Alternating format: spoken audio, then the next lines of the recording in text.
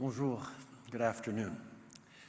We all gather here today by the thousands because there's so much to admire about John as a dad, husband, leader, and friend. Although part of me still insists he's not actually gone, he's just pining for the fjords.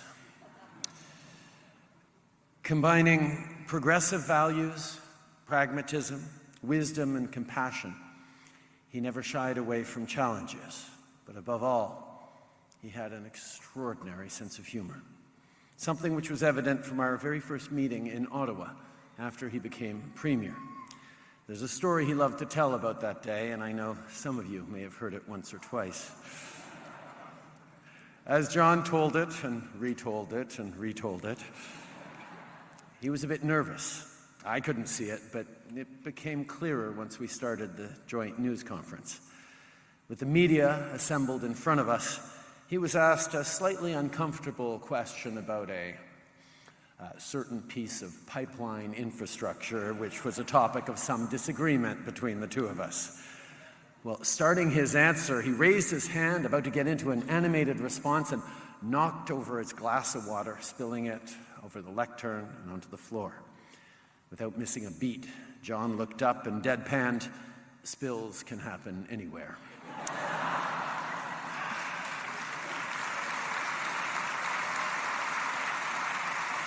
Of course, not to be outdone, I said, no, people will clean that up, don't worry. And he turns to me with a smile and says something like, that is a federal area of responsibility. I gave up. That was John. Quick-witted, brilliant, but unflinching in his values and beliefs. Une des choses qui faisait de John un homme aussi exceptionnel, c'était sa capacité de rassembler les gens, à les unir et faire en sorte qu'on travaille ensemble pour le bien de tous. Et la pandémie a été un des exemples les plus marquants de ça. During the pandemic, John stepped up as chair of the Council of Federation to save lives.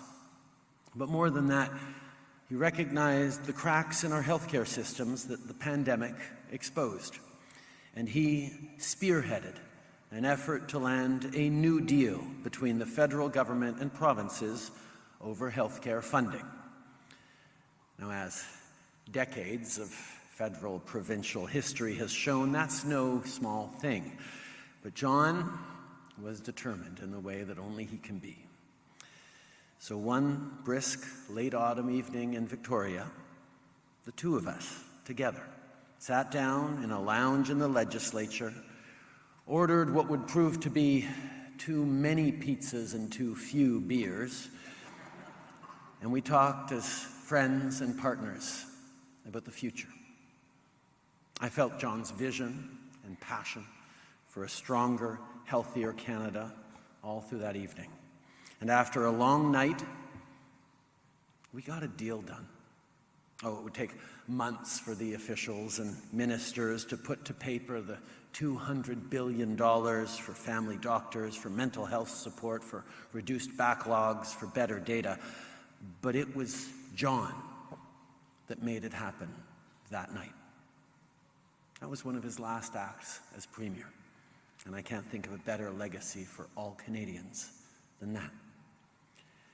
Quand il a remis sa démission en tant que Premier ministre, après avoir vu sa capacité à être polyvalent, pragmatique, mais aussi combatif et dévoué à ses principes, lui confier le rôle de son Excellence l'ambassadeur auprès de l'un de nos meilleurs alliés, l'Allemagne, était une décision très facile.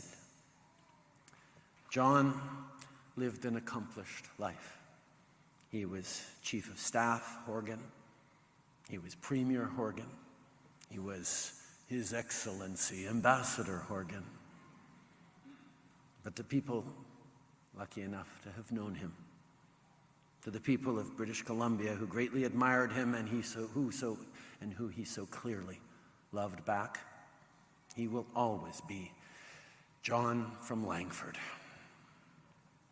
John, it was an incredible joy and privilege to have worked alongside you, but more than anything, it was an honor to call you my friend. Merci, mon ami.